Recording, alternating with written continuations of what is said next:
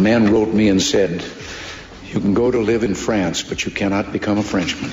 You can go to live in Germany or Turkey or Japan, but you cannot become a German, a Turk, or Japanese. But anyone from any corner of the earth can come to live in America and become an American." Watching Ronald Reagan speak that way actually brings me to tears right now, especially seeing the way Laura Ingraham really tried to encapsulate her vision of America right before that. It is one beautiful outlook of how we have become this beautiful country versus something very trashy, very ugly, and very sad.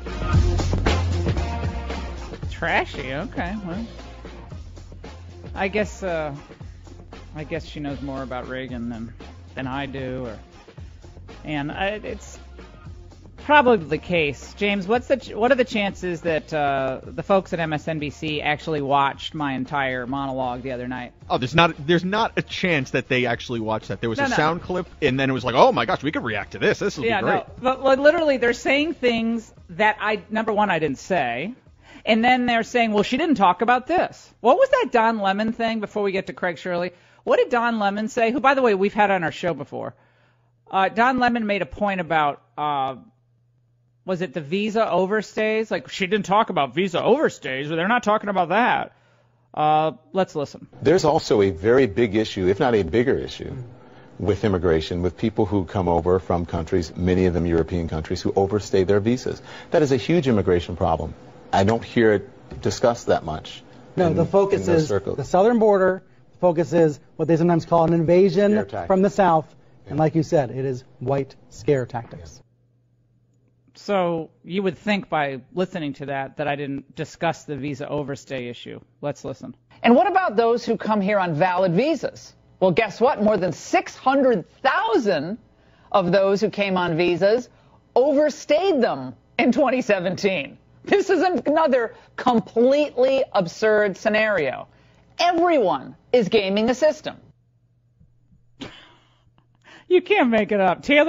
I think Taylor and James, you guys are getting an education into the Saul Alinsky tactics when someone is effective in making arguments that you cannot refute, rather than actually sharpening your debate skills and trying to, substantively refute their points.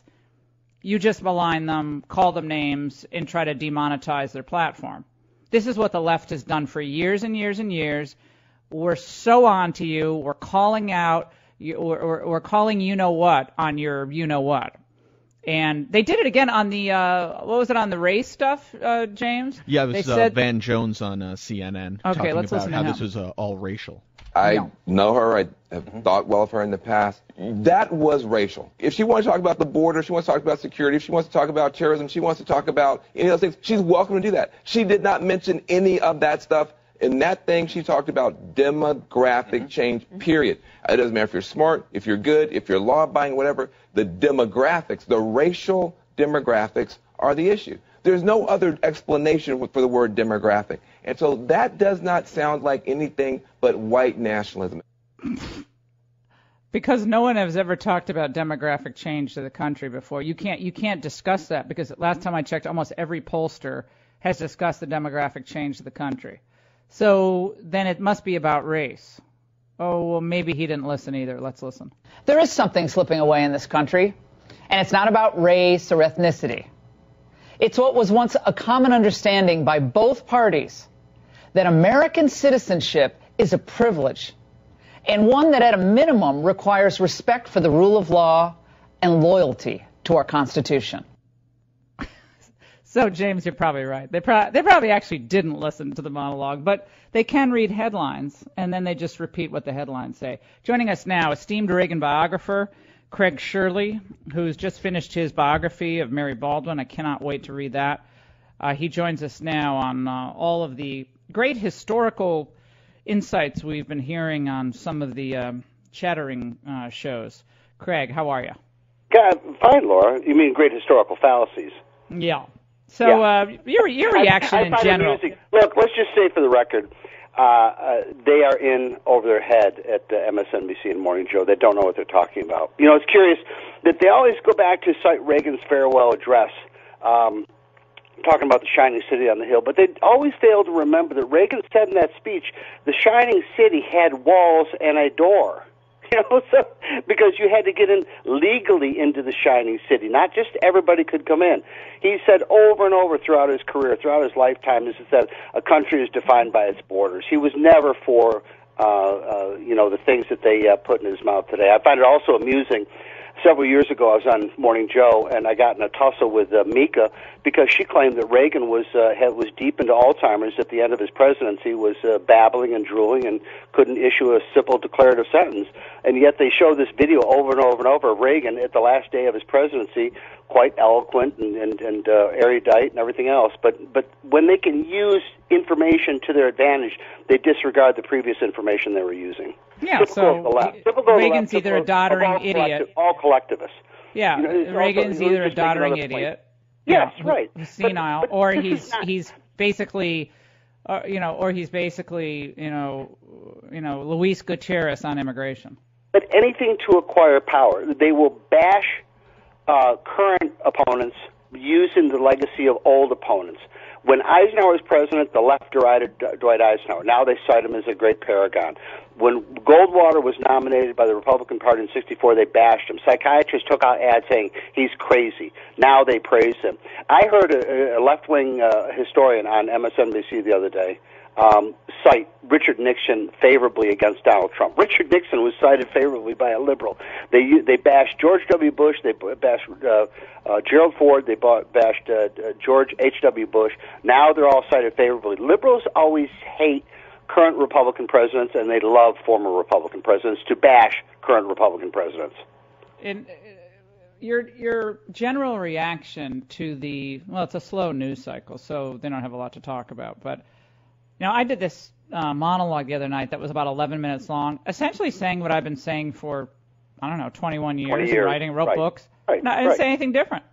Right. But, remember, the great historian George Santayana once said, history is a pack of lies about events that never happened told by people who weren't there. That's what we're witnessing right now over at MSNBC. They don't know what they're talking about. And by the way, too, I noticed it's interesting. They kept saying, well, this is the party of Abraham Lincoln. This is the party of Lincoln, conveniently forgetting that Lincoln was the architect of colonization. He sat down during the Civil War with black leaders like Frederick Douglass and others and said, look, blacks and whites can't get along. We need to start a back to Africa or colonize South America movement. He, Henry Clay, and Thomas Jefferson all favored colonization, and in fact, it was in an early draft of the Emancipation Proclamation to urge colonization, which meant to the repatriation of slaves from America back to Africa, and it was taken out of the final draft. But so they're citing Abraham Lincoln without even knowing what they're talking about. Well, and can you imagine if Donald Trump tried to suspend habeas corpus? What? Sure, or imprison newspaper editors as Lincoln did. Right. I mean, so it's fine. I mean, I like Lincoln too. He was one of our great presidents. Yeah, but this is the problem with the left's interpretation of history. Conservatives take history as it is, as facts. Liberals manipulate history in order to acquire more power. So they will, as Reagan said about the Soviets, and they too were collectivists in '81. They reserve under the right to lie, cheat, and steal in order to acquire power. All collectivism of the left, whether it's liberals, Democrats, communists, Maoists, whatever, they all practice the same tactics. Well, and again, we're now at a point in our country where we cannot discuss the demographic change in the country. I mean, they're discussing this in Sweden, they're discussing this in Germany, they're discussing this all throughout Europe, in Belgium, in France, and they discuss it every election cycle. Everyone talks about this, but somehow... But the history of the Democratic Party, remember the Vietnamese boat people when Reagan and John McCain and Republicans were welcoming them openly to America because they were the victims of heinous brutal communism in Cambodia and Southeast Asia. And the Democrats, Jane Fonda took out full-page ads across the country saying, no, we should not allow the Vietnamese boat people in the United States. George McGovern, when asked about allowing them, he sniffed. He said, Asian people should stay in Asia. So the Democrats had restrictive immigration policies after World War I. They had restrictive immigration policies in the 1930s. The Democrats have been have a history of being very restrictive on immigration. Yeah, well, again, I went back and read Ted Kennedy's comments when the 1965 Immigration Act he was arguing for that.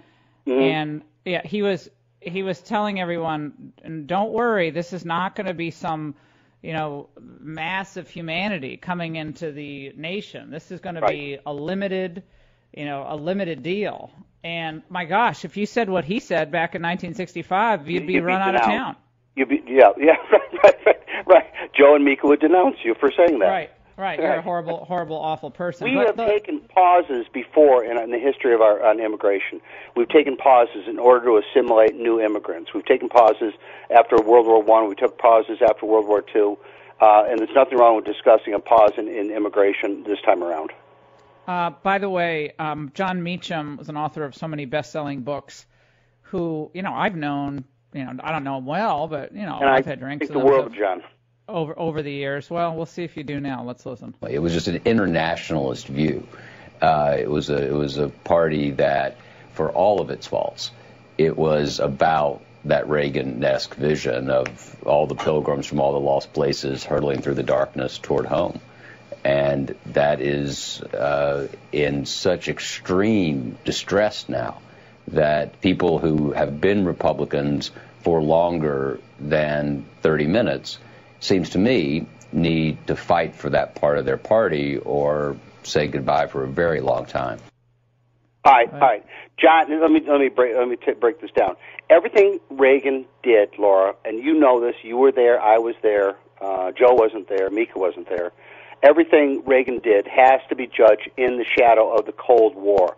He was committed to defeating Soviet communism, and he wasn't going to hand Gorbachev a huge PR bonanza by directing, by taking a position that, like the Soviets did in their own country.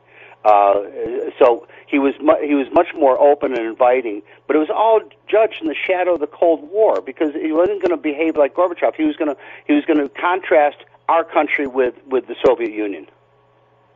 Yeah, well, again, this is someone who should know better, but he's in a panel of people who are just saying, okay, beat up on Ingraham, beat up on the enforcement crowd in the Republican Party.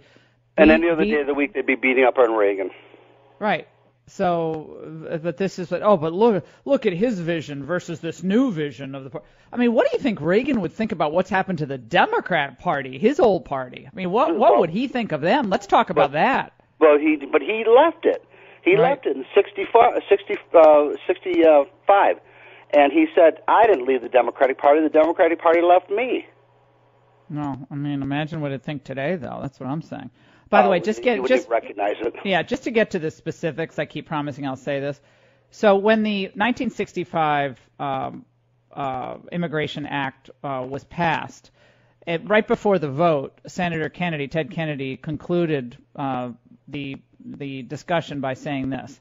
He said this bill, the 1965 Immigration Act, which changed the way the quotas we used to have from various countries, those were going to be done away with. He said, this bill will not flood our cities with immigrants, Senator Kennedy said. It will not upset the ethnic mix of our society. It will not relax the standards of admission. It will not cause American workers to lose their jobs. That was Senator Ted Kennedy. Now, can you imagine if someone today said it will not upset the ethnic mix of our society? Which is, I mean, it's unbelievable. But it's like this history doesn't matter to them. Jimmy Carter ran for the Democratic nomination in '76, pledging to maintain the ethnic integrity of America's cities. You're coming on TV tonight, aren't you? Am I? I think so. I think they're news to me. I think you're coming on my TV show tonight. So, Craig Shirley. Well, we're going to get that straight. If you haven't been called, you should have been called. Craig Shirley, always great to have you on. Actual historical facts. Isn't that nice to have? Don't go away. The Laura Ingraham Show.